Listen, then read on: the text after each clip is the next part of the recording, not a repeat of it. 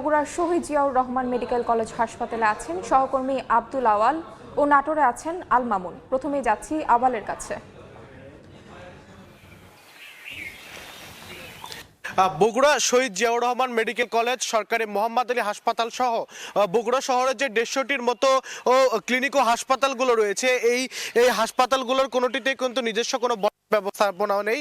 বগুড়া পৌরসভার অধীনে কিন্তু আসলে এই যে বেসরকারি ক্লিনিক এবং সরকারি দুটি হাসপাতাল রয়েছে, এই সরকারি দুটি হাসপাতাল ও বেসরকারি ক্লিনিকগুলোতে বর্জ্য ব্যবস্থাপনা হয়ে থাকে। বগুড়া যেই শহীদ জিয়াউর রহমান মেডিকেল কলেজ হাসপাতালে আমরা আছি, এই শহীদ জিয়াউর রহমান মেডিকেল হাসপাতাল থেকে প্রতিদিন কিন্তু গড়ে 8 থেকে 10 টন এবং সরকারি মোহাম্মদ আলী হাসপাতাল থেকে অন্তত 3 টন, এবং যে 150টি বেসরকারি মেডিকেল কলেজ হাসপাতাল রয়েছে, এই 150টি মেডিকেল কলেজ হাসপাতাল থেকে গড়ে 150 টনের মতো, গড়ে কিন্তু 10 টনের মতো আসলে যেই বর্জ্য রয়েছে সেগুলো কিন্তু প্রতিদিন রোগীদের কাছ থেকে জড়ো হয়, এবং পরবর্তীতে পৌরসভার 3টি গার্বেজ যেই ট্রাকগুলো রয়েছে সেগুলোতে করে তাদের শহরের যে জয়পুরপাড়া এলাকায় যেই তাদের ডাম্পিং স্টেশন রয়েছে সেই ডাম্পিং স্টেশনে নিয়ে গিয়ে কিন্তু ফেলে দেয়। এর ফলে কিন্তু যেই মেডিকেলের যেই বর্জ্য ব্যবস্থাপনা থাকার কথা ছিল, যে সেই বর্জ্য ব্যবস্থাপনার বালা কিন্তু আসলে বগুড়াতে নেই।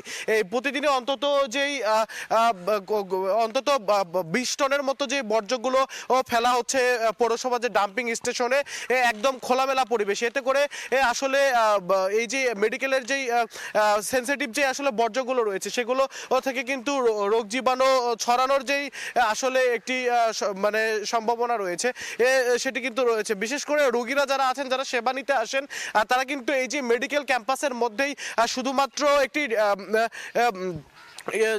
সিবিও করে যে ময়লাগুলো রাখা হয়েছে সেগুলোতে যে চারপাশ দিয়ে যাওয়া আসা করে, তারাও কিন্তু নানা রকমের বিড়ম্বনায় পড়ে।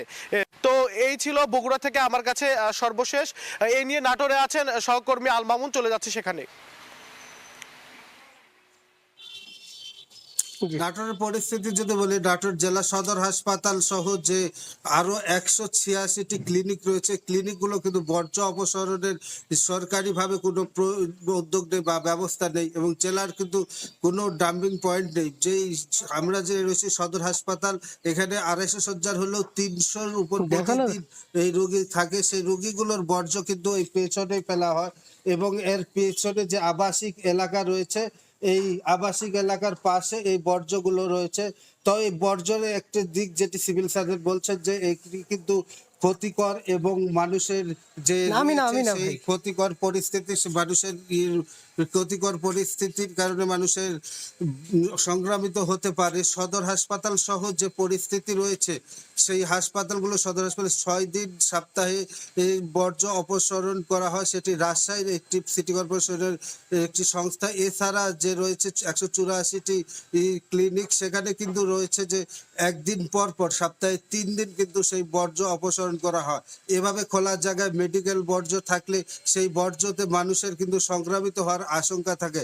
তবে সিভিল সার্জন স্বাস্থ্য বিভাগ যারা রয়েছেন কর্মকর্তারা, তারা বলছেন সরকারিভাবে একটি বর্জ্য অপসারণ কেন্দ্র স্থাপন করা চেষ্টা তারা চালাচ্ছে, এবং দ্রুত সেই বর্জ্যগুলো অপসারণ করে ধ্বংস করা হবে। তো একটি বিষয় যে রয়েছে, এই সংক্রামিত হওয়ার যে সমস্ত কিছু আবাসিক এলাকার পাশে রাখা হয়েছে, সেটি কিন্তু বড় ধরনের ক্ষতিকর এবং হুমকি স্বরূপ হলেও কিন্তু সেই প্রয়োজনীয় উদ্যোগ নেই। বছরের পর বছর এইভাবে খোলামেলা অবস্থায় এই বর্জ্যগুলো পড়ে থাকে, এবং যে হাসপাতালের প্রতিদিন বর্জ্যগুলো নেওয়া এভাবে রাখার প্রেক্ষিতে মানুষজন চলাচল করে, এবং এটি সদর হাসপাতালের যে মর্গ রয়েছে, মর্গের পাশেই কিন্তু এই অবস্থান। এই পরিস্থিতিতে যে আমরা বলতে পারি যে জেলার স্বাস্থ্য বিভাগ এবং সরকারিভাবে যে ব্যবস্থাপনা উদ্যোগ পৌরসভা, সেটি কেউ এগিয়ে আসেনি, এবং এগিয়ে আসার ফলে কিন্তু এই হুমকির মুখে পড়ছে মানুষজন এবং এলাকাবাসী। তবে একটি বিষয় যেটি আমরা বলতে পারি যে এই ক্লিনিকগুলো যে একদিন পর পর যে রাখা হচ্ছে, সেখানে দুর্গন্ধ এবং আবর্জনা, এবং অনেক ক্লিনিক রয়েছে সেগুলো কিন্তু রাস্তার পাশেই ফেলে রাখছে এই মেডিকেল বর্জ্য যে রয়েছে, বিভিন্ন রোগী এবং বিভিন্ন সংক্রামিত পরিস্থিতির যে রোগ, সেই রোগ কিন্তু দ্রুতই বিভিন্নভাবে ছড়িয়ে যাওয়ার শঙ্কা রয়েছে। একটি বিষয় যেটি আমরা বলতে পারি যে এই উপজেলা পর্যায়ে আরো ভয়াবহ অবস্থা, এবং সেগুলো কিন্তু প্রতিটা ক্ষেত্রেই এই উপজেলার যে স্বাস্থ্য কমপ্লেক্স রয়েছে জেলার আরো 5টি 7টি উপজেলার মধ্যে সেই 5টি উপজেলা কমপ্লেক্স কিন্তু এই বর্জ্য অপসারণের আওতাভুক্ত আসেনি এবং সেগুলো কিন্তু স্থানীয় স্ব পৌরসভা সেই বর্জ্য অপসারণ করছে এবং সেগুলো কিন্তু সেইভাবেই এই সংক্রামিত হচ্ছে এবং দ্রুত পড়ছে। তো এই ছিল আমার কাছে নাটোরের বর্জ্য অপসারণের সর্বশেষ পরিস্থিতি। সরাসরি যুক্ত ছিলাম বগুড়া ও নাটোরে।